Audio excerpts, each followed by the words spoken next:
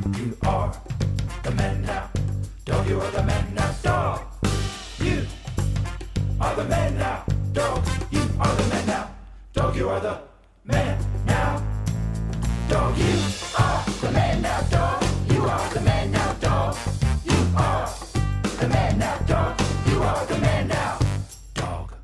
Oh, hi, everybody, and welcome to You're the Man Now, Dog, the improv and conversation podcast with me, Dan Lippert. And me, Ryan Rosenberg. It is September. I started this and didn't even realize. You're hearing this on September 11th, 2020. Never forget. No jokes about September 11th. It's not funny, even though it's the only time it comes up around comedians is as a joke. It's not really funny. What a good intro. If this is your first time hearing the show, that's what we talk about, National Days of Mourning. And today we're going to be doing that with our guests, Hillary Matthews. Hi, Hillary. Hi. And Zeke Nicholson. Hey. I don't know why that is funny. I guess because going from being friends who are just talking and then having to introduce ourselves, it feels very weird. I don't know. Yeah, I also said hi, and then there was a pause, and I was like, thanks for having me? In my head. Hi, and? I didn't say anything nice. I liked Zeke's little mirror, though. The mirror, seemed... Yeah. Thanks, Zeke. Yeah, I'll be honest, I've done improv 3 times in the last 6 months, so I'm trying to make sure it's all still in there, Good classic, just peas in a pod on that one. Yeah. There you You go. nailed a basic human greeting. Thank you. Boy, I did. I did. You can improvise. We should do these that are just we ask people how long it's been, and if it's been a while, we just go back to 101 scenes. Yeah, like the park bench where you just sit on a park bench and just talk as you, because here's the thing, guys, you are just funny as you. You're funny as you, and Everybody 90% of the time you're going to say something that is offensive, and then afterwards be like, no, I was just making a joke. And it's like, well, you didn't understand the only point of the exercise. Let's see. I had a question and I forgot it. So we will just sit until I figure out the answer. Where were you on September 11th? That's a great question. It's funny. My delve into. flash, one of my flash memories is somebody being like, yeah, they're going to postpone the release of Spider-Man because the World Trade Centers were in the movie.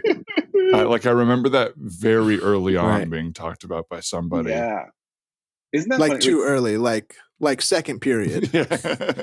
Yes, it truly, probably not that day, but soon after. That is such an interesting thing about that whole time is that I was in 7th grade, and it's just it's fossilized in your teenage brain that can't comprehend anything bigger or broader, and is I just remember being oh, I hope I can get out of French class early. Right. Yeah. Yeah, I remember that feeling of we just got to watch the news in class today instead of doing stuff, which is yeah, you maybe just me, but it sounds like you too, Zeke, can't comprehend the actual thing that's happening. Right. 100%. I remember kids yelling stuff in different classes and different teachers reacting to it. Someone was some idiot kid was it's Iraq. And then I just remember our PE teacher being shut up. You don't know what you're talking about. For real? Hit him with an actual shut up? Yes, but he was a friendly teacher that we all kind of had maybe too familiar of a relationship with. Mm-hmm. But it was just nobody knew what was going on. The kids in my school, at least. Yeah. My prism through which to view 9/11 was just in the weeks afterwards, seeing the amount of news and TV that my dad was watching about it and being oh, this is a thing, which is insane on its own. And then also in compared to today, psychotic, news cycle, it's that was just a harbinger of these times. Totally. Right. Yeah. I'm from a small town in upstate New York, and so it's about 2 hours north of the city. And my hometown is weirdly known for having this they have like a functional like World War II aerodrome, like an aerospace kind of like live museum basically, where they fly these like World War II era biplanes. And so my first thought I remember so clearly was being like, oh, one of the Rhinebeck aerodrome planes, like a World War II biplane, had an accident in New York City. Like I couldn't comprehend like right. Yeah. Oh man. It's sort of like Snoopy and his little thing with his scarf. Oh no. If only. Yeah, I wish. That, unfortunately, that place, I would have never imagined a place like that exists where you can go watch play. Was it like, because in Tucson there's like not that many attractions. Was it the type of thing where you went every year for field trips, like when you were younger? No, it was like, I remember my grandfather, who was a World War II vet, taking me, and he was like very excited about it. He was like a big sort of like planes, trains, and automobiles kind of guy. Anything that gets you there, he loves it. That's right. He loves transpo, that guy. And yeah, it was always like, it felt more like, I would equate it to like if your town had like a weird petting zoo that was like, how are you still open? This can't be a functional business model. And it's not open anymore. But it's sort of Americana, like, vestiges of Americana. What was your Tucson version of that, Dan? We did. I mean, there is a like Air Force base in Tucson, or like a thing like that. But the thing I was thinking of is we have the Arizona Sonoran Desert Museum, which is we probably went 8 out of my first 10 years in school. It was the field trip because it was like the only thing to see that you could take. And it's really cool. Ryan's been. It is very cool. We went. I have a picture we went, and it was awesome. Ryan's body like stuck inside a little tortoise shell on the ground that's made for like kids to get inside, and Ryan got. No, he wasn't actually stuck. But. Thank you for that clarification. Do you know that I was born in Tucson? Have we talked about this? No, I don't think so. No. Yeah. What's the story? My mom was getting her PhD at U of A, and I lived there for about a year before we moved to Austin, Texas, and then ultimately to New York. But yeah, Tucson blood, you know? Yeah, that's cool. I felt like we had some sort of desert connection from day one. Tucson blood runs hot. Isn't that the motto, Dan? That would be a great like airport shirt. It really would. You could get that on your. Oh shit, that was not when we were recording, but I was going to say that'd be a targeted Instagram ad for you. I would buy a Tucson blood runs hot shirt for sure. Everybody, Tucson blood runs hot. Those do you have like hometown pride? I always think people who really love where they're from, it surprises me, I guess. Like I like Tucson, but I wouldn't go around bragging about it. I feel like the way, like, you know how Gabrus has like a Long Island tattoo or whatever the thing is. Yeah, no. I love my town. I love it. I am being out in the world and having left and having my mental horizons broadened. I am respectfully way too critical of it. I think it's difficult to rep a very small, extremely white, affluent town. Where are you from? Yeah. It's called Orinda. It's outside of Berkeley. It's like a great place. I see why people want to raise their kids there. The schools are good. Like it's a nice, like when I like returned, I mean, I've been coming back for like years, but like at one point I finally was like, wait a second, this is our downtown. Like they are like the size of a city block. There are like 2 of them. And I was like, this is crazy. And like my mom would be like, oh, you know, you should go to the drugstore now because it's Sunday. So they might be closing, you know, at like 8. And I was like, what? In Los Angeles? You can go to the drugstore at 10 p.m. 10. Those I 2 feel like extra It does hours. feel like that. It does. People who like really rep their hometowns, I find like are usually from a place that they rep it hard because it's a place that everybody else shits on. Like everyone from New Jersey loves being from New Jersey because they're the butt of every joke. And so the defense mechanism is to be like, no, I fucking love it. Like Jersey rocks. Right. Hey, well, Right. once there's a website that I still go on called Post Secret, which maybe you guys remember from like 2005. Mm-hmm. And there's a postcard that somebody sent in one time, and it said like, it was like a welcome to New Jersey postcard. And then somebody in Sharpie had written on it, "It hurts our feelings when you make fun of us." I've clearly never forgotten it.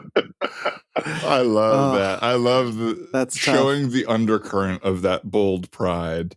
Yeah. It really hurts our feelings when you talk about it. I mean, of course. Of course. If you have that much pride about it, of course. Yes. You know what I like? Yeah. Yeah. There's a Right. core wound there for sure. Yeah. That Post Secrets, what a throwback. I forgot about it. No, it's just one of those, I'm sure that you guys have them too, just those weird, they're not necessarily weird, but like it's strange that you still engage with them, you know, like Ryan and Neopets. Mm. Oh yeah. Absolutely. Let me see where Love Dead. Neopets. You can't get I enough haven't of been feeding Neopets. I missed that a little bit. All my friends had those little Gigapets and Neopets, and I don't know why I didn't do I it. never did it. I guess I didn't care to keep one alive. Well, a Neopet, so sorry, I didn't realize that I used such an esoteric example. I think that Neopets was just a website. But Okay. a Tamagotchi and a Nano Thank you. pet Yes, were very much a yes. physical object. Yeah. Yes. What was Thank you. Neopets? I melded Yeah. them. But you couldn't keep either alive, Ryan. So, you know. No, I couldn't keep a website alive or a little plastic keychain. Pets.com. I was a real Pokemon head. That was my vibe. And like Nice. beyond the time that it was like cool to be into Pokemon, I really held on. I was like, I didn't have room for Tamagotchi or Neopets or any of that stuff because I was like, you know, true to my OG Pikachu, like day one. So you mean like what was too old for it? Like, I just remember very 31? distinctly, like, I had this one friend who lived in New York City, and I again lived a couple hours north, and I like every time we would go visit them, they're like these family friends, and I'd be like, yeah, we would talk about our like Pokemon cards and like share about it. And then one time, he was a year and a half younger than me. I remember like getting to his house and being like, dude, I got these new cards. And he just looked at me dead seriously. He was like, dude, Pikachu is dead in New York City. Vicious. Oh my Lord. So That probably felt like such a like holistic judgment of you. It was like his birthday party too, and I think I was like about to blow up his spot and be like, dude, let's talk about Pokemon like we always do. And he like pulled me aside and was like, dude, Pikachu is dead in New York City. I'll never forget. Oh my God. It's like 1,000 times more brutal that instead of saying Pokemon, he said Pikachu. Like he really like came for like the heart and tender soft soul. Personalized Yeah, it like in the most brutal personalized way. it. Also, like the idea that it's like, hey, you don't know this because you're not from New York City. Yes, But exactly. Pikachu is dead. Wow, dead? Yeah. Both God and Pikachu are dead as doornails. What is there to live for at this point? You know? It's all CBGB and whatever else now. That's like that like brings up such a clear concept of like you seeing your family friends again after like so much time has passed, because like so many awkward moments where you're like, we used to know each other for those 2 days that we were like all of that beach house really put on. Like once this my dad's friend's daughter, she like you know, we like all got together, had a day, and then she tracked down my email address, and we're like young, we're like 14 maybe, like I don't even know why I had an email address, but I had one, and she tracked it down. I did not give it to her. And she emailed me once. I remember sitting in the computer lab of my high school. I'm like reading this email, and it was like, hey, like, do you know Jeff from Survivor? He came to our school today. Anyways, see you later, or something like that. Okay. Then the next time that I saw her, I was like, this girl really likes me. So I have to be like super excited to see her. So I was like, oh my gosh, hey. And she reacted to me like I was a freak who had like emailed her about Jeff from Survivor Me. And she was like, yeah, hi. And I was like bamboozled. Wow. Jeff from Survivor is dead in Berkeley.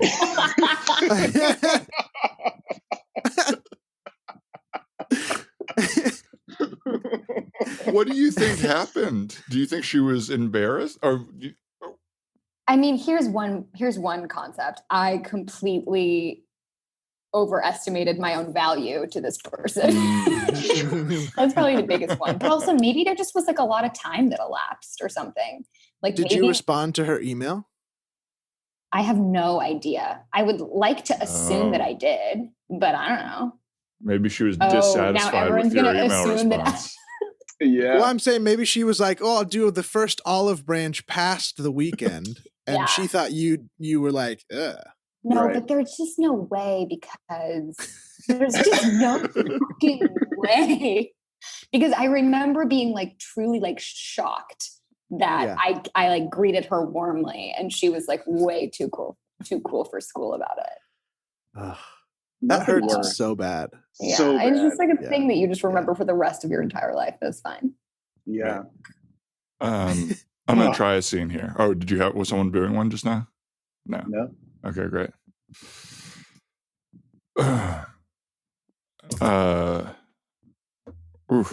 Hey, Hillary, how was the long weekend? 3-day weekend. Oh, hey, yeah, it was great. It was little relaxing, little recreation. What about yours? It was great. It's great to see you, by the way. Sorry I didn't I flagged your email about John Cryer walking past your house. Very cool. Sorry I didn't respond to it. That's awesome. Oh, that's fine. I actually wasn't looking for you to respond. Oh, okay. Well, thanks. Yeah, thanks for the that's notice. just kind of like an email. Just kind of like an informational, it's almost like a newsletter that I sent to just you as one person. Oh, well, that's very thoughtful of you. And I feel like email is so businessy. It was nice to kind of open the channels there and kind of communicate in different ways, because at work it's always just, planning emails and slacking each other. I would love that. I love that open door. But would you? Because you didn't respond to it. Not that I was looking for a response. Well, sorry, you didn't. I figured this would be a thing that we'd talk about at work. Sorry, I didn't respond. It was one of those things where I opened it while I was driving my car, and I was like, I shouldn't respond now, and then I left it on red. Yeah. Okay, Hillary, Dan, you guys are here at Coworker Therapy. I'm so excited that you've taken it upon yourself to really explore the breakdowns in your communication. Dan, why don't you start by saying what it was that your coworker, who you sort of know lightly socially, but really not much beyond a professional context, what would you say hurt you most about the way she approached you? Well, I felt like I had really opened up after she sent that John Cryer email and tried to increase and extend an olive branch in our relationship, especially because I got that promotion that we were both gunning for. And I felt a little bit denied and disrespected after that. Great. And Hillary, when you hear that, how does that make you feel? I guess it makes me wonder, are you familiar with John Cryer's body of work? What does that mean to you? Why is it important that you... I'm just in this forced coworker therapy, I just would really ask that Dan put himself in my shoes. And you're sitting in your living room, okay? It's the Saturday of a long weekend. You're not even going to go into work on Monday, okay? And you look up and John Cryer, Ducky, and 2.5 Men walks past your window, and you are alarmed and excited, and you spin around Gmail's open on your laptop and you think, oh my God, I have to tell someone about this. And for some reason, your coworker pops into your head and you send an email, and then you're waiting and then you just get nothing back. And you were going to go to the beach on Sunday and you were going to go to a barbecue on Monday, and you just sit around in your house waiting for a response that never comes. How would that make you feel? Do you mean me, the therapist? Yes. Okay. Yes. Feels well. I guess that would really hurt, if that feels unfair that you're No. I think I'm really getting it. Like if I'm putting myself in the shoes of Charlie Sheen in this situation, like I'm a masculine man. I'm the sort of like alpha on 2.5 Men, and John Cryer in this scenario, I think would be you, Dan, and Hillary, you would be the half man. I resent that, but it is profoundly accurate. Okay, I feel like this is wildly unprofessional. Do I even get a chance to respond to this, or do I now have to take care of the therapist's feelings? Because you placed yourself into her shoes. No, you can respond. Okay. Well, in this scenario, if I'm Charlie Sheen, you're Charlie Sheen. I'm John Cryer. You're John Cryer. And I'm the half man. Yeah. And I don't know that little boy's name, the half man. I mean, none of us know his name. The only thing we really know about him is that he negotiated very aggressively late in the show and made a ton of money per episode. Hillary, I feel like you are putting, or a half man, I feel like you're putting your personal issues with rejection onto me. I didn't respond to that email because, frankly, our last interaction, and I feel like I was trying to mend fences, but our last interaction on Thursday was me saying, hey, I know it's going to be uncomfortable because I got the promotion ahead of you, and you turned your back and said, get fucked, Four Eyes, and you left. And I felt like maybe that John Cryer email was a weird olive branch. I don't know why. We've never talked about John Cryer. We never talked about 2.5 Men.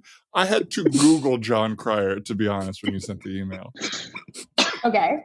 Well, okay, Dan, here's the thing. I am entitled to my feelings about you getting a promotion that I wanted. That's fine. Okay. I think that the therapist would back me up on this. I'm entitled to my feelings. Thank you. And I am entitled to and I am entitled to express them however I see fit, whatever way makes me feel better in that moment. That's therapy 101. I'm so sorry. Just to continue the metaphor, in this scenario, let's say that the promotion is syndication, right? And that the boss that you were both going after was Ashton Kutcher, who later replaced me, Charlie Sheen, in 2.5 Men. And we're all just trying to make it work at the end of the day. But it's about communication. It's about letting those jokes land and connecting with the studio audience. Okay. Does that make sense? No. Yeah. Okay. And I didn't get a promotion that I wanted, and it made me feel less than myself. It made me feel like a quarter man. Absolutely. So get fucked, Dan. Hang on. Look, you know what? From here on out, you and I, we're only emailing about work, Hillary. And you and I don't know that I'm coming back to you for work therapy because I'm looking up and I'm seeing that you got your degree from the School of Metaphor, which I think is not an actual therapy school. And I think you are wedging metaphor in just because you don't know how to openly communicate with us. So why don't? And by the way, I've never had a therapist tell me get fucked on the first day. I'm sorry. Listen, I think that therapy is best done when you can clearly take sides in an agreement or a disagreement. Okay, it's couples therapy. You need a winner. There are no ties in the real world. Okay, and so yes, is it a binary choice? Sure, but it helps you come away with a resolution as opposed to this sort of amorphous, ambiguous feeling. So you know what? Now you guys can go your separate ways. You could never talk again.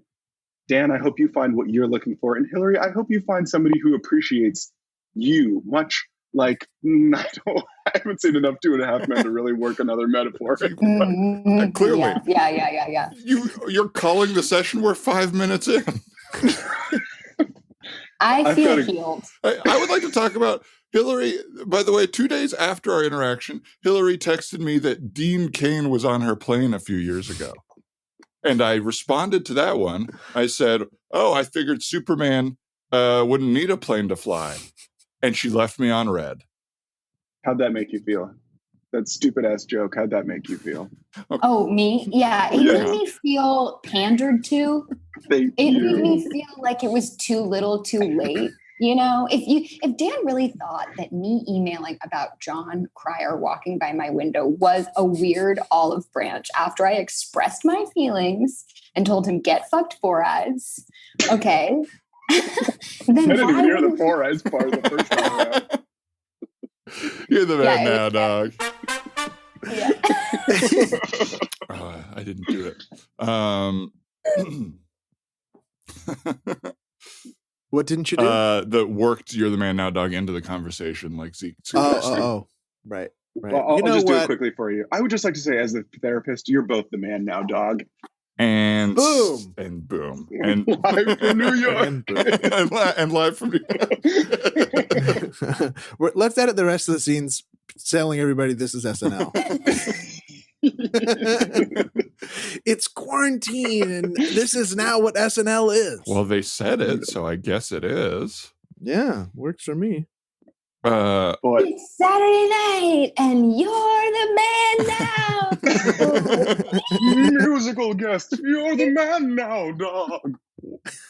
Wow, you did that voice very well. That was good. You nailed his like ghostly element.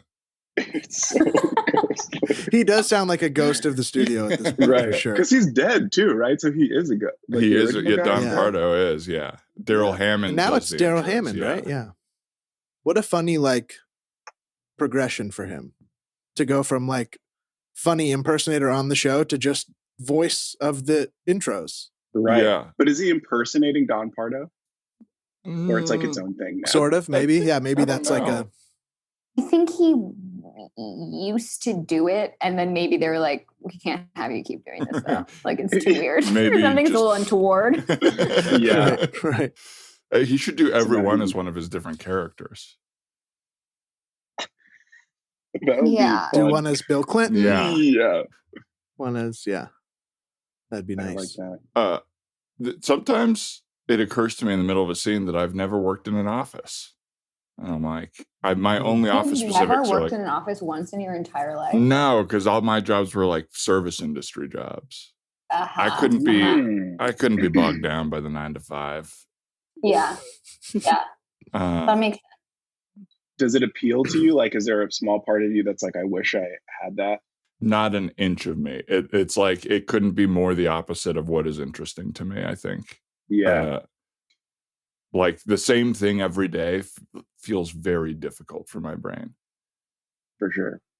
I took to it more than I thought I would. I had not like, I'd had internships where I was there like a couple times a week. And then, then like in getting my first writing job was like going to an office every single day, 5 days a week. And I was like, it starts to feel like home a little bit. Like you kind of, there's a comfort to it that develops in a way where I think writing is the perfect, it's like 6 or 8 months at a time. And then you can leave it behind. I don't know that I would want to do it for like, indefinitely. Like that would be really hard, but it is nice to be like, oh, this is my snack kitchen. Like I know where the butter's at for my English muffin. That is also a nice element of like 6 to 8 months. It feels like a project and then a break and then a project. So you're not totally stuck in the thing that maybe we're scared of a little bit or whatever. Yeah, absolutely. Yeah, I also have to say that one of the times that I worked in an office was as a PA for a writer's room. And so I can shed a little bit of light on Zeke's, situation, which is that it is the cushiest job in the entire world. It's true. It is. What show did you work on? I worked on a show called Covert Affairs, starring Piper Perabo on USA. And it was funny because I almost got fired in like 2 days because it's like actually kind of hard to get a mass lunch order correct. Yeah. And It's very hard. It's really hard. And I like got like, not in like a mean, scary way, but just kind of like oh, Hillary, can I speak with you for a second, from the like showrunner's assistant? And I was like, no, wait, sorry. That's the entire point. I asked to speak to her for a second because I was like, I'm getting fired. And so I was like, can I speak with you for a second? And then I was like, I just want to let you know that I fucked up and I'm really sorry. Like this is like not okay. And there's like a learning curve and I'm like really trying to like do it. But like, yeah, I messed up.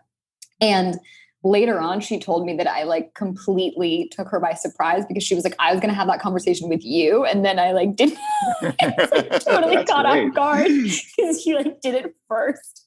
But I ultimately just like didn't care enough about that job. So like a PA in a writer's room is also an extremely cushy job. And I was like, oh, this is so frustrating. And I was like taking mass quantities of groceries home. And I was just like, oh, this job. I had the same experience, but it also hurt to be like so close and so far at the same time. Mm-hmm. Like serving all these writers and being in a place where like, they're not mean or rude, but there's just they automatically don't respect you because they're like, thanks for the food. Now we need to work. And it's like, oh, but I want to do that work, not this work.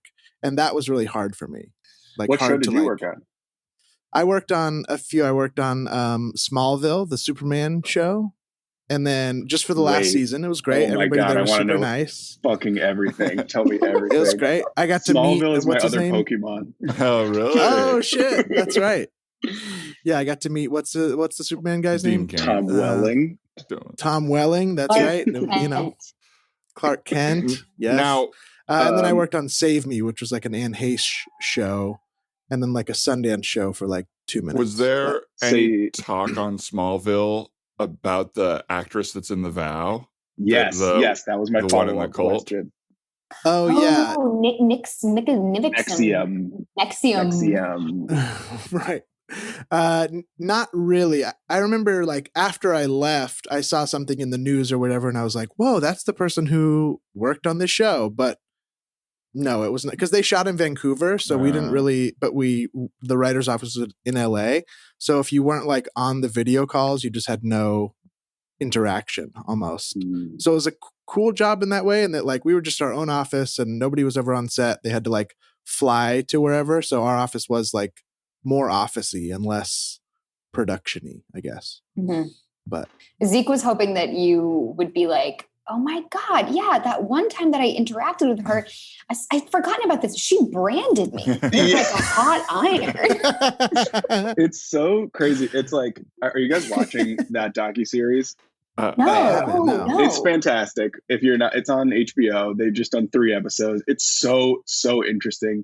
But it is like, honestly, to make a metaphor, it's like watching somebody that was like I just like watched that show when I would get home from school because it was always on and I was like really just into it. And it is like, it feels like a weird part of my childhood. And then you're watching like a person who even on that show is like spunky and like really accessible. And then you're like, oh, and she's part of a sex cult, like is like, it's nuts. Wow. And they do a good job of sort of like tracking the way that it's like, it appeals. It's the organization before it gets to the crazy shit is like, it's about ethics and it's about like, you know, filling the hole that all of us feel. And especially like for Allison Mack, it's like that she feels coming out of 10 seasons on a show that she was like in Vancouver and Hollywood and she feels unfulfilled. And it's like, and then it just gets crazier and crazier and crazier.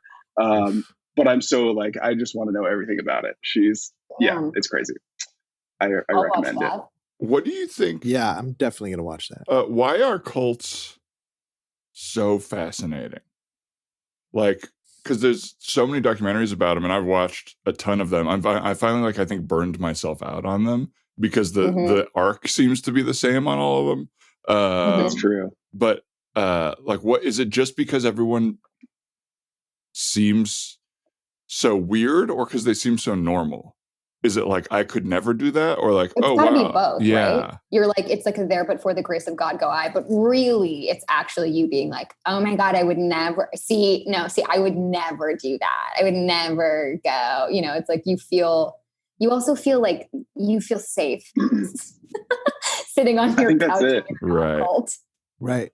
It's definitely both this and Wild Wild Country. I've had the same, I think it's that arc that you speak of. It's like the first episode or two, you're like, yeah, I would do this shit. It's about like sustainable agriculture and like finding community and like being free from the bonds of like corporate America and like just connecting with people and accepting all people. And then it's like inevitably the power of whoever is like in charge of it gets corrupted into some weird sex shit. And it's like, then all of a sudden he rolls in a Rolls Royce and is like, the whole thing is sex with me. It's like, wait, what? I thought it was farming.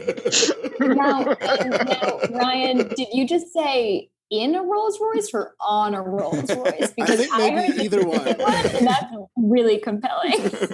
Right, just on the hood. Riding on top. Yeah. there Holding goes on to the Bhagwan. It is always fascinating because, like, at the end, you're, of course, like, how could this have ever happened? But it is fun to watch them, like, materialize a little bit because it always starts as a small thing. And, like, everybody's like, of course, the end product nobody would allow. But I think that's the weird thing is, like, how did this come to fruition? How did this, where did people get tricked, I guess, or whatever that is? Mm-hmm. Because it seems like, oh, everybody knows not to join the final version. Yeah. You know what I mean? But they step it out and you're like, you get more and more comfortable with each like incremental addition of weirdness. And you're like, okay, but I already did that other weird thing. So now I guess I got to do this new weird thing. And suddenly, you got a brand and you're not on Smallville anymore. Right. We're not on Smallville. Well, let's hear a little voicemail. How about it? That sounds wonderful. Well, every once in a while, for our new listeners that don't know, we'll listen to a little voicemail from one of our listeners and do a scene off of it. If you'd like to leave a voicemail, the phone number is 818-465-8656. A while ago, we did a call for voicemails about service industry stories. That's all we have now. So if you have other stories, feel free to leave those too. But thanks for all of them to everybody. So here is a voicemail. Hey guys, this is Jake. Love the podcast. This is a dumb story, but maybe there's a scene in there somewhere. So I was living in Shanghai. I lived there for a couple of years. I like to smoke pot a lot. It's not really quite legal over there just yet, exactly. But you can get hash. A lot of Uyghur folks that live out in the West, there's that whole genocide thing going on. Anyways, you usually get it from them. And I found a connect. I met up with the guy, couple $100 worth of hash. And, I was walking down the street trying to be all cool and do the swap. And I dropped the cash and my passport, a couple $100 of US dollars. So that's quite a bit of cash. And I look, and they're actually sitting right in front of the police station in this busy street in Shanghai. And this guy I'm with is just looking like me, like, what the fuck, dude? You're going to get me killed or something like that. Anyways, it seems like I was lucky nobody noticed. I was able to pick everything up and, finish things. I went my own way. But suffice to say, it did not help with my paranoia, although that's probably my own fault. Anyways, another stupid thing I've done. Might be sort of silly. Stay flippy, guys. Does anybody have a scene for it? If not, we can chat about it. I think it's funny that they were supposed to meet in front of the police station in the first why were they place. meeting so close to? Who cares about dropping the money? Maybe that drug dealer was actually just like a police informant and then felt so bad that he was like, he just bungled it so hard that he was like, all right, here's the drugs. Right. Let me give you another shot. I got to catch you respectfully. All right. So when he walks right in front of the police station, we'll come out to arrest him. The code or the signal is that you drop all of your stuff. And so we want you to set up that you're a little klutzy early on, just so it doesn't look like a surprise, and Right. I don't want to look too professional or else it'll... Right. But then you guys are going to storm out, right? Yes. And, it took a while to pick the stuff up because our storm crew is not it's a little more of a skeleton storm crew because we've been working on a lot of different deals and everything like that. But yeah, just the main thing I think is really setting it up contextually so he doesn't get suspicious of the drop, right? No, totally. And I'm doing that work. I just want to make sure you guys are going to storm out this time. Yeah. Oh, yeah. Because if it, I can only be convincing so many times. Well, look, we recruited you from clowning school. So we did a very, very I went to intense European clown recruitment for some because people were getting on to us for all our classic ways, code word into the microphone, whatever. Right. I just do it right into the nose now. Unfortunately, we recruited a lot of our crew from clown school, and they're a little slow on the uptake for the stings. So we are working on that as well. Well, we're all really smart. So I think we're going to figure this out, okay? We are going to figure this out. Right. And I've been working with everybody on using a little more language and not going so in-depth into their archetypical character when they're doing the arrest. Okay. Yeah, language is hard for some of us, but okay, let's go for it. Let's do it. Great. All right, here it comes. Hey, man, how's it going?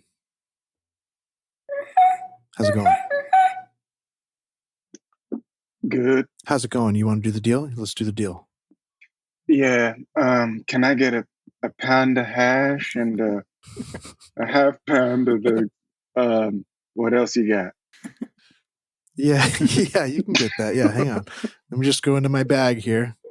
Keep lookout, all right? Keep lookout. Hey, can I ask you a question? Sure. Why are your shoes red? Why you got red shoes?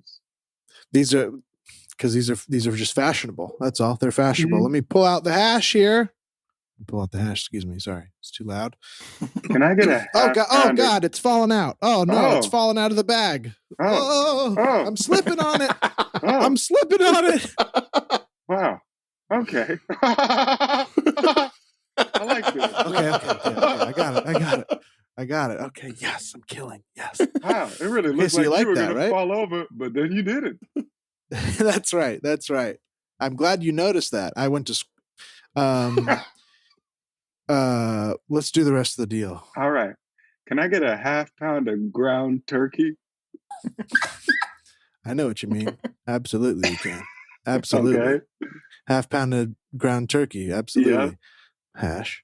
And no, I already have a pound of hash. I want a half pound of ground turkey. Okay, let me get you the ground turkey here, and I know what you mean. I see you winking at me. I think it's underneath my handkerchief here. Okay. Oh. Why is it so long? Play the music. You got so many. It looked like one, but there's many more. That's right. And the colors. And there is your ground turkey. Thank you. Wow. If you will. If Freeze right there, you are under arrest by me. Unfortunately, I am an alcoholic cop, so it's going to be hard to get to you. Good Storm. That's right. You're under arrest, punk. What do you mean? I've slipped. My name is Marcel, and you are under arrest. But you were so funny. Yeah, that's part of the gag. I'm a clown cop. A clown cop? I've never heard of anything like that. Oh, I'm going to have to tell the whole criminal underworld about you. Well, don't let him get away to say that. You better not. You better not. I'm running. I'm running away. Oh, no, my handcuffs. They are alcohol by accident. And I'm slipping on the hash again. All right, everybody, we have been made again. So I just want to work on this. You're our new sting crew, okay? We are doing our best on these drug deal stings. But I do want to discuss, I guess, how deep into character we're getting and how entertaining we're being. Does anyone know where I'm going with that? Yeah. You need us to be more in character and more entertaining. Okay. No, it's the opposite. It is the opposite. I commend you for speaking up and volunteering to guess, but that it is the exact opposite. I am but a tree. I am a tree rooted in the ground. and blowing in the wind. So do we all understand how being a tree rooted in the ground, blowing in the wind, might make it difficult to maybe catch a perp if they're running away? But this is how they walk right up to me. Sure, but then once they move on, what happens? Let's say they... I am a tree rooted in the ground. Right, exactly. And blowing in the wind. Exactly. And my grasp of clowning is not as good as it could be. I didn't know we could even play trees in clowning. Agreed. Agreed?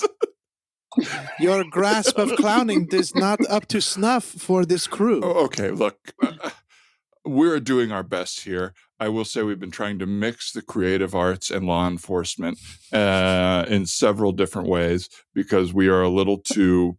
We don't think outside of the box, okay? So I do want to work on this. Maybe you could be more of a tumbleweed than a tree. Is that possible? Very interesting. Okay. Is it possible? Maybe. I don't know. I would like a yes. Chief, can I just say something? Sure, Claude. Listen, I just want to say I'm ready to go undercover, all right? I got an ultimate impenetrable cover. It's a comedy and a drama mask. And once I put it on, they won't even know who I am. Okay, Claude. They won't know.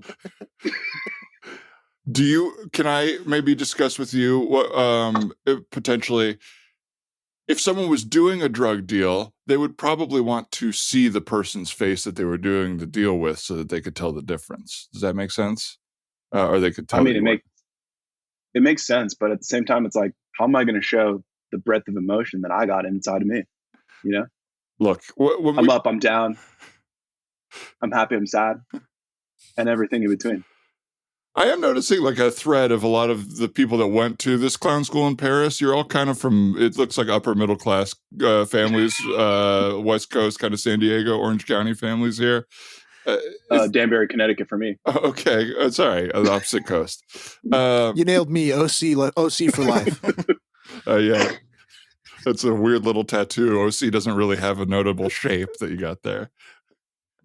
In addition to the mask, I think one thing that I'm noticing on that mask, Claude, is you don't have a lot of peripheral there, and it's even covering up a lot of your eyes. Like, can you see what I'm doing with my right hand right now? Yeah, you're putting it in your butt. No, I'm not. Right, he got you. He got you. I'm not. No, I'm not. You didn't get me. I'm not doing that. He got. Yes, you are. No, Yes, you got. Yeah. I got you. I was holding up 3 fingers. I was not putting my hand in my... You are... Where was the other hand? This is the most frustrating crew I've ever dealt with. I will say that right now, okay? I was not asking to be paired with this group, but we are here, okay, Claude? My hand was not up my butt. I was holding up 3 fingers. And I'm going to ask for a little more respect, okay? I don't know if they teach you respect for your commanding officers in clown school, whoever that would be. But here you respect. I mean, all right, fine. I think I have a mask that expresses respect. I'll put it on. Okay. Yeah. Oh, no. That's the long pervert mask from Eyes Wide Shut. We all know. There's no respect there. If you end up at a sex party, Undercover will use that, okay? Now, Claudette? So we're already getting to our issue here, is I'm going to need you to communicate beyond grunts and sounds. I agree with her. Me Yes, too. you're making Me it too. The only things you know how to do are the little sad hands in front of your eyes, and then the big angry fist shake. Oh, and the frown. I forgot about the frown. It just doesn't give you enough breath. No, Zerop. Oh, She does Zerop. yeah. That's right. And the head of... Uh-oh. There's a bunch of balloons pulling her away. Why did you pull the balloons towards you just to have them lift you away?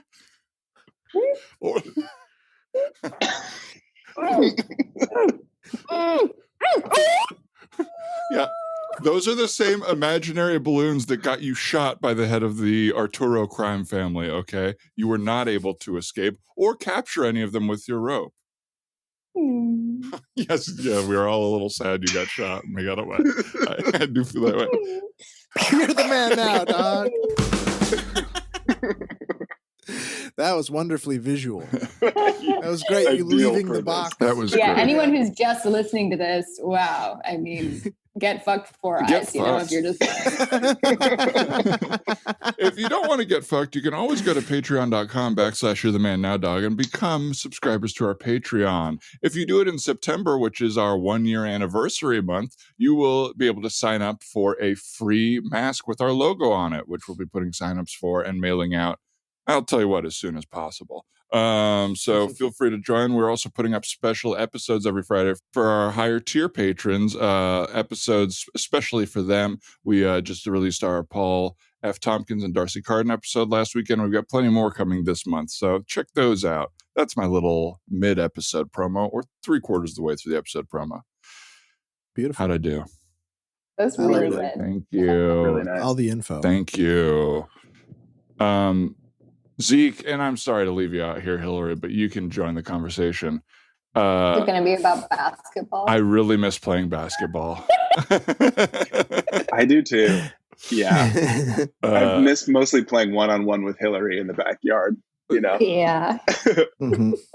It is. Go ahead. I was just going to say, like, it's the one, I think that this seems crazy to say, but I think is like the most emotional disruption of quarantine for me. Like, Really? yeah, it just was such an anchor to my week for the last few years. And it's like Mhm. a time to socialize and a time to get some exercise. And now it's gone. And who knows Yeah, when it's it'll be truly back. therapeutic. It's like you go run, get all tired, but also with your friends, and it's great. It also makes me feel like a kid. Like I used to Yeah. love playing it as a kid, and now I'm like, oh, I only have adult stuff now. I have to like take care of myself and sit in my house. That's it. It's not fun. I think that you guys should wear your exact same uniforms and just start playing tennis, but with the same kinds of moves and verbal ejections that you would have during your typical basketball Right. scrimmages. Moves, and what was the second one? Verbal Typical verbal ejections. We are verbally ejecting people from the gym all the time. Typical verbal Tennis is a ejection. great idea for us to still be around each other and get a little competitive. Yeah, You're right. that is. That's good. Have you done any Hillary- tennis, Hillary? Or any Not other? at all. No. Did- I mean, I took like 2 weeks of lessons in 6th grade, but no, I haven't brought it back during quarantine. Okay. Or were you athletic at all? Not profoundly, deeply, no. Like cycled through all of the like children's leagues, you know. I was the best at basketball for probably like in 3rd grade for like half of a season, because girls are socialized to be very, very polite. And people didn't understand yet that those rules are suspended when you are on the basketball court. And that actually, instead of it being mean for you to rip the ball away from somebody who was holding it, it was cool and it was praiseworthy. So I was ahead of the curve on that for like, I don't know, 6 months. And then everyone's skills, you know, vastly exceeded mine, and mine plateaued. And that was the end of that. But I was nicknamed Bulldog by one coach. Whoa, Ooh, bulldog. that's cool. Pretty Yeah. cool. Yeah. So yeah. What's So When I maybe was a next time, kid- don't leave me out of the basketball conversation, Dan. you For know? real, Bulldog can hang. There is that impolite behavior that is not expected societally from a woman. I'm glad you brought this I up, got it. Dan. I wanted to bring it up again as well.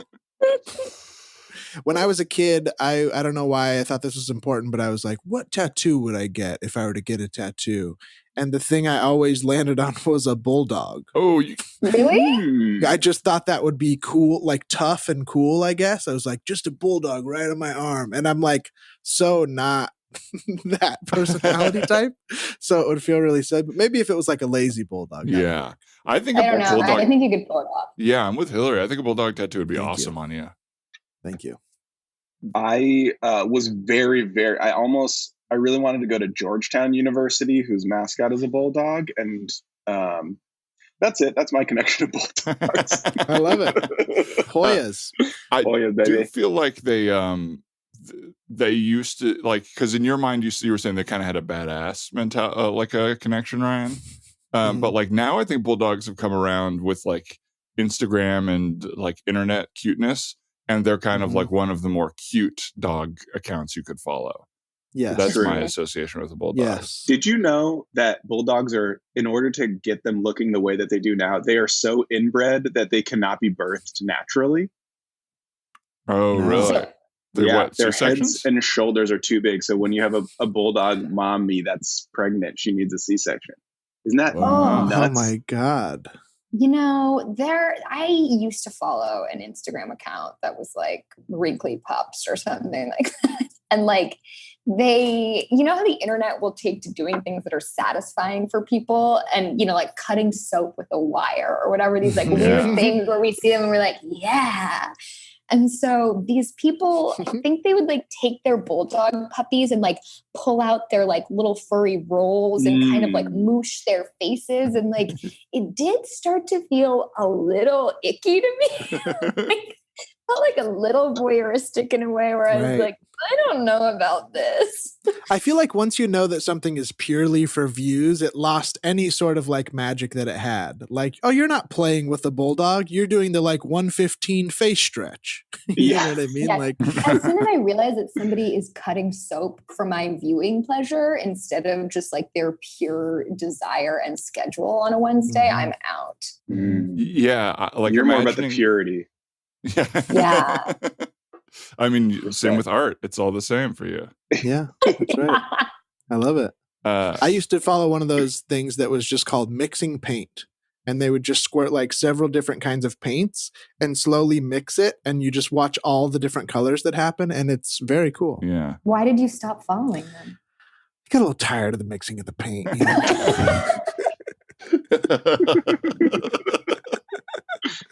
I don't know. I don't know why. You decided to take a hard stance that colors should just stay with their own colors. And yeah, you know what I found was cool? Actually painting, not just making brown every time. It is that colors mixing with colors thing. Like sometimes I will just be bored and I'll go into the comments of some weird niche thing.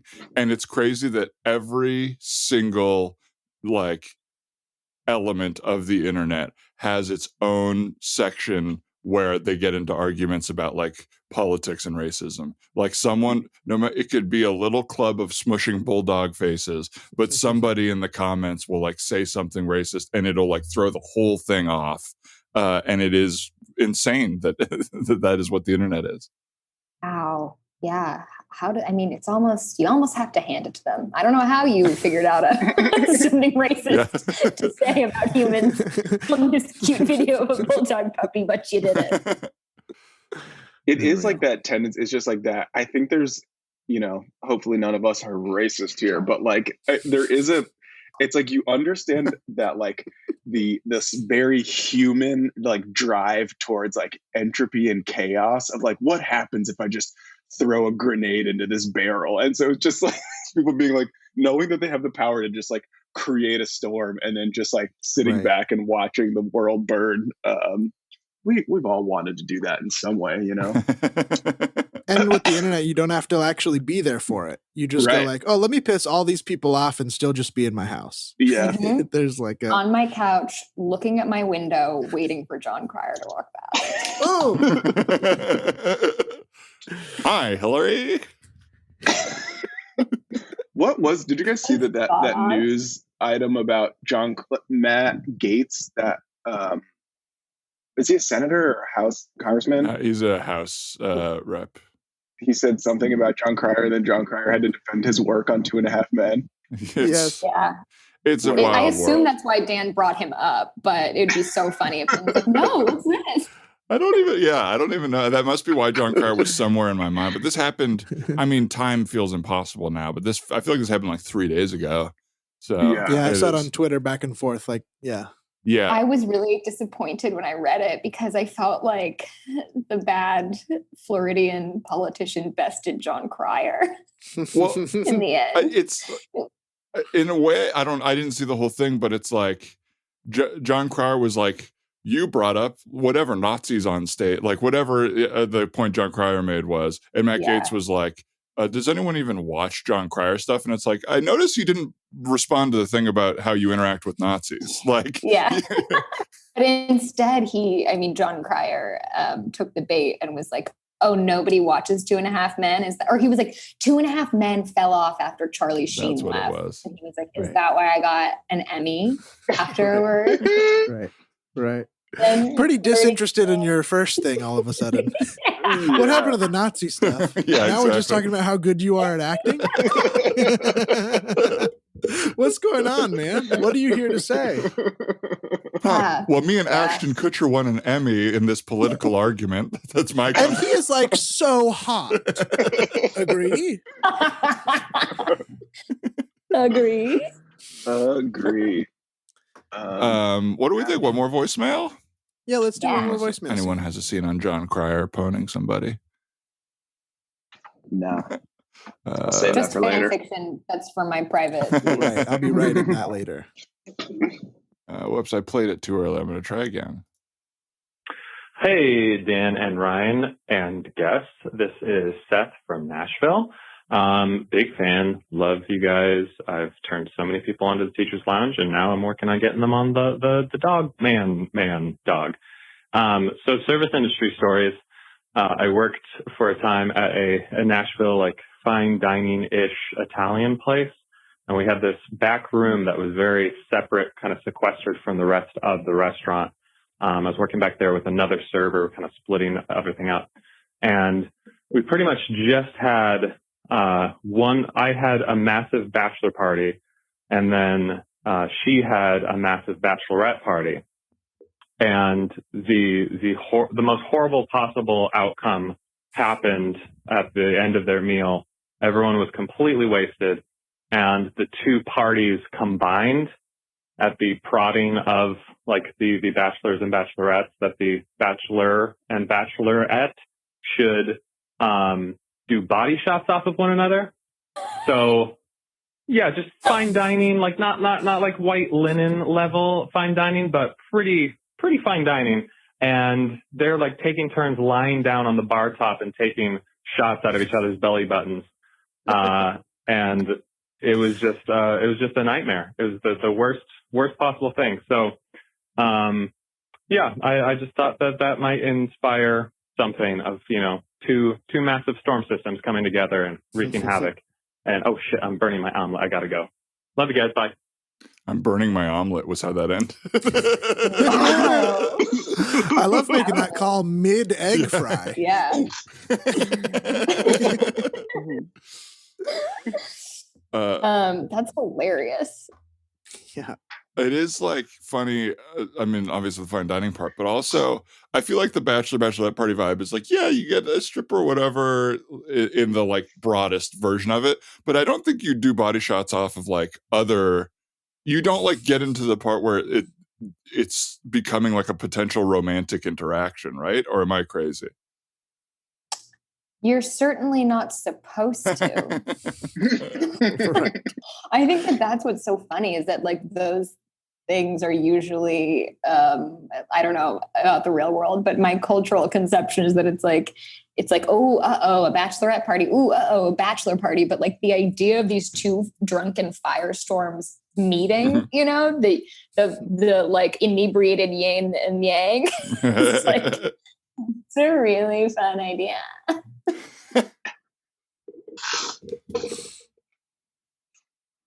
Hi, hey, we're here for Mark, party of 12.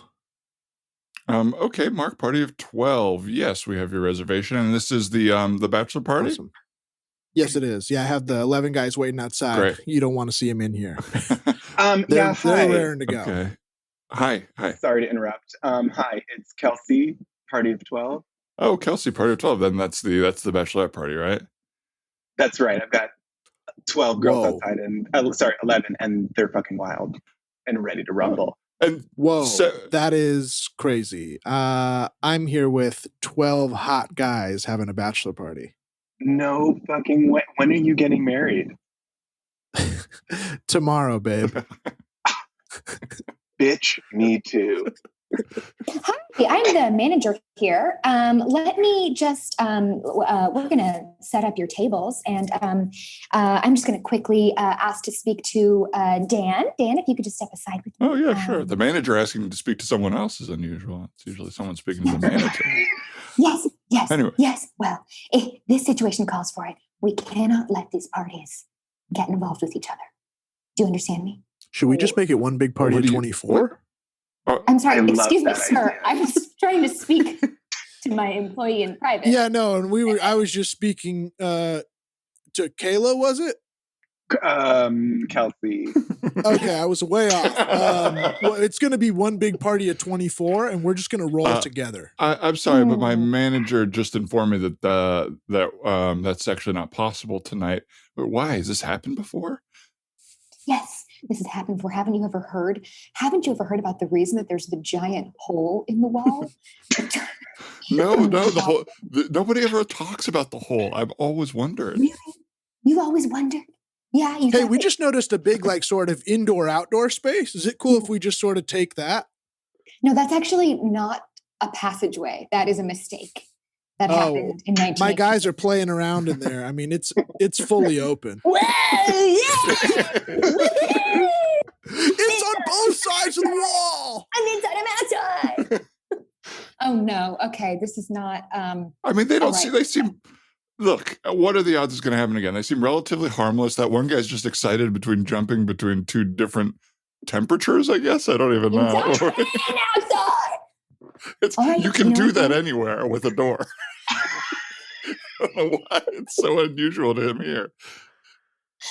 But hey, look. Dan, if you want to take on this responsibility and the damage that's done, you are going to show up and you are going to fix it and it's going to come out of your wages, then be my guest. Look, and if it goes well, you can have all the tips. I was going to say, I mean, over parties of 20, tips go up exponentially. It's the tip Richter scale. So I would love to try to take this on. I think I can handle it. All my other tables are chill tonight. Okay. I'll keep All right, guys, I just want to do a cheers. I just want to do a cheers to everybody in the party. I'm so glad that Kelsey and I's party joined together. And I think this is going to be a memorable night for everyone. Now, who wants to shard off with a butthole shot? Who wants to shard us off with a butthole shot, y'all? You know, bitch, I will shart right on off with a butthole shot. Give me that Patron right in the rear line, baby. Okay, everyone. I think I've overextended Okay, my man myself. Kyle stepping up to the plate. Looks like he wants to take a sip.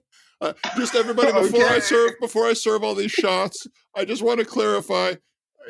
Feel free to take the shots, but I promised my manager that you wouldn't make too much of a mess. So could we skip the shart part? I don't know that that's even fun or sexy. Off, inside, outside, shart off, inside. Whoa, you got a little on both sides of the wall. I'll tell you what, once I take this liquor in the butthole, there's going to be 2 different temperatures on it. My girl is crazy tonight. Yes, Brittany, yes. I can't wait. I want to go second. I just waxed. I want to do the second butthole shot. All right. I'll take one and I'll give one. Oh, love it. Okay, here we go. All right. So again, I'm pretty sure that the way this works is we pour a shot into a shot glass. I put it into my butt, and then the person comes along and slurps it out. Absolutely. And you know my boy Nick is starving. Hey. Hungry. Nick, look at you little hungry hippo. Get over This here. dude might eat the lime. Listen, you guys, here's why this is absolutely the move. It's because after tomorrow, Kelsey and, sorry, what's your name? Duran. Oh, wait. Sorry. Okay, Duran, it's nice to meet you. But I was talking about the groom. Oh, Kyle. Okay, Kyle.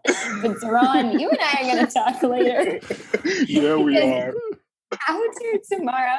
It is the last time ever tonight that Kelsey and Kyle, they'll never be able to do a shark shot out of somebody else's butt other than their spouse. Oh my gosh, one shark shot butt for the rest of your life, y'all. Oh my God. At least the I don't breaks know. are good.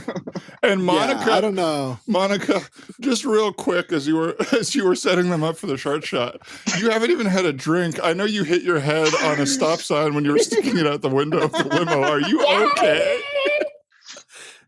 Are you And okay? now I'm re-injured it, bleeding jumping. red, just like the stop sign. Same red. Same red. red. Same red. Same red. Okay. All right, let's get another bottle of Patron over here. And where's the candles, man? Let's celebrate. Let's celebrate. Bring me some candles out or something, dude. Where's Wait, the to manager? put in my butthole? Are you going to put a candle in my butthole? I don't know. Where's the bread? Where's the candles? What's the rest of the stuff? Look, it's just Good been a little question. difficult because you ordered 24 different shots for each person at the table. So the bartender had to pour all of those. And Oh, mine was wrong. okay. Ugh. Is this pure Cointreau? Yes, somebody at the table ordered pure Cointreau. Oh, Sorry, that mine. was mine. Oh, Oh my God. Oh my God. What's your name? I'm Martella. And I'm Marshall. No way. Yeah. Our names start with the same 3 letters. Oh my God. Oh my God, I just went to the bathroom and had the sickest idea. Table fort. Let's flip the tables and make it a fort. Right? Like kids. Like Yes. fucking kids. okay, everybody. Hell yeah. I'm going to try to take a little bit of control here and just take some orders. And I promised my boss that we wouldn't have any repeats of an issue that we happened with mixing parties. It was already hard to convince her to have one bachelor party or one bachelorette party at Michelangelo's tonight. So mixing 2 is a little difficult for our other patrons. If we could be a little quieter, a little more respectful of their experiences tonight, okay? Hey,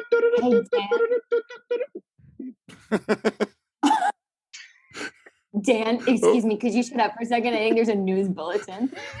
Hello, it's me, Johnny Galeforce, and I'm here outside of Michelangelo's where the storm of the century is a brewing.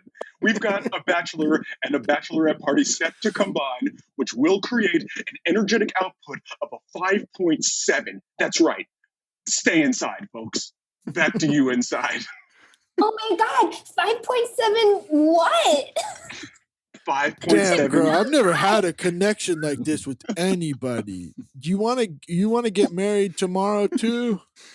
Yeah, dude. Oh, good. Wait, who am I talking to? Me. It appears the bachelor party and bachelorette party are so drunk that they are hooking up with each other instead of intermixing parties.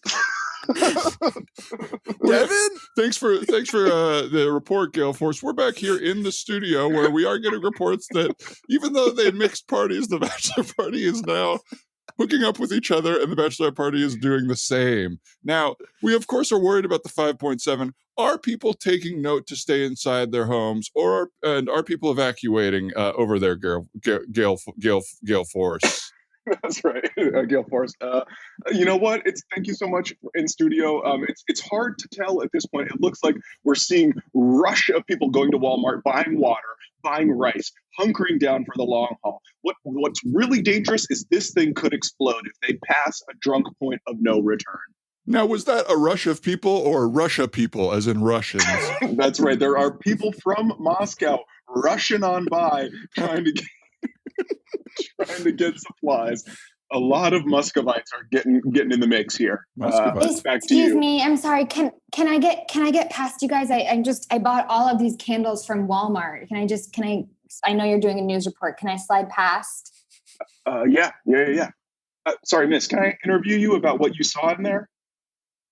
Oh, yeah. Here's what I saw. Kevin was doing a shark shot out of Darren's butt, but Darren was making out with Danielle. The reason why that's a problem, Danielle had really hit it off with Kevin's brother, Nick, right before we all took a candle, lit it on fire, and put it at the head of the person who was to our left. Wow, amazing. Untold devastation and destruction. You're just lucky you got Hey, out wait, the alive. candle girl's back. The candle girl's back. I got the fucking candles. Yes, now we light the place up. Who is this That guy? sounds like Borat. My wife is not until tomorrow. My life. Things have gone Candles from away for some doomsday preppers. things have gone from bad to worse. It appears that one of the women from the party has gone from the fancy restaurant to the Walmart down the street to get candles, and it looks like the Bachelor is doing "Yes Now," an incorrect Borat catchphrase, and then turning it into "My wife." That sounds like a Yes, now my wife is a candle. Yes. Yes. This is destruction unlike we've ever seen before. Gail, I think you might need to get out of there. Oh, you're right. You're right. Thank you so much. I'm going to head back to the studio and just pray to God that this all ends peacefully. Gail, incredibly religious, is always praying at the end of every weather report, and this one is no different. That's right. Sorry, excuse me. What's your name? Gail? Yes, I'm a man named Gale, like the guy in the Hunger Games. And I'd just like to say, the Lord watches over you as you sin in front of him. Oh my God, I love God. I absolutely fucking love the Lord. Oh, Gail, yeah? would you take a body shot out of my butt for Jesus? Gail, I would Gail, take... don't be sucked in. Well, is it Gail, blood you're of on there. Christ? I'll take the blood of Christ out of your ass. Doesn't make The it better. cup of salvation. All right, let's do Inside, it. outside, inside, outside. You're the man now, dog. Dog, you are the man now, dog. Ooh, that was a classic. That was an instant classic, folks. That must have been really crazy to see in real life. Two unrelated parties fully join and like exponential the energy. Hmm. It must happen constantly in New Orleans, in Austin. Right. It must be going on all the time, but Right. just we're protected from it. We're So sheltered. We're sheltered. We are, and I've been learning about the bubble of not being around bachelor and bachelorette parties and how privileged I have Yeah. been to not experience that. Right. You talk to people and it's like you haven't even been around a bachelorette party together at the same time. I'm like, yeah, I guess I've had bachelor parties around me, and I've, I did a board game bachelor party for my friends, but never one like that. Mhm. Well, Brutal. brutal. Well, folks, we have hit that moment that we hit every episode right near the end. It's the end of the episode. That's right. I hope you enjoyed it because it's almost over. And if you didn't, let us know right now and we'll extend it and we'll try to make it better. But I think you will have enjoyed it. Hillary, is there anything you would like to tell people to look at, aka promote? Oh, I'd like to promote the podcast, You're the Man Now, Dog. I'm Thank going to you. have an episode coming out today, and thank you for listening to it. That's the end. What if someone gets stuck Wonderful. in a time loop of listening to this episode? Going, Go- yeah, and I hearing promoted that at the and end being and like, "Oh." listened to it. Yeah. Good luck, y'all. Zeke, is there anything anywhere you'd like to direct people's attention? Yes, I would love to direct people to a Cheez-It commercial that Hillary was in. It's really funny and really good, and the more you watch it, the more money she gets. So keep an eye out for that. Everybody watch Hillary's Cheez-It commercial that Zeke has seen, but Hillary has never shot, so we don't know what the reality is. But we are staying open-minded for either one of them to be right. Yes, Mhm. yes. We don't know. There are- Hillary could not know that she did that commercial. Yeah, absolutely. There are two sides to Do every we matter. believe my lived experience or Zeke's perception of the world? It's a great question. It's a great question. Thanks so much for doing this. I won't speak for Ryan, but I'll say it, the time of my life. Thank you. I didn't like it that much. All right, 1 for 2. And it ended Understandable. up, Zeke asked on the email train who we were more excited to do the episode with. Mhm. And it ended up working out for me, who I said I was more excited, ended up being the more fun person. Great. All right. I don't remember. Yeah, we always do these I don't nice little remember- reviews at the I don't end. remember who I said. Thank you No, guys you so were much. both so awesome and lovely. Thank you for making the time. Yeah, we really appreciate it. And This was it was fun. nice to see you. Thanks for having us, y'all. Yeah. And everybody else out there, thanks for listening again. Patreon.com/You're the Man Now Dog. In September, you get that free mask if you join. Thanks to Casey Trela for the theme song and Harry Chaskin for the logo. Check them both out online at Tuft Music for Casey and at Harry Chaskin for Harry. Anything else, Ryan? Sounds good. Bless you all. Bye. Bye, guys.